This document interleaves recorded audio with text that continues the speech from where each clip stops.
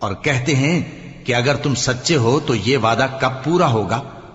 کہہ دو کہ جس عذاب کے لیے تم جلدی کر رہے ہو شاید اس میں سے کچھ تمہارے نزدیک آ پہنچا ہو، اور تمہارا پروردگار تو لوگوں پر فضل کرنے والا ہے، لیکن ان میں سے اکثر شکر نہیں کرتے۔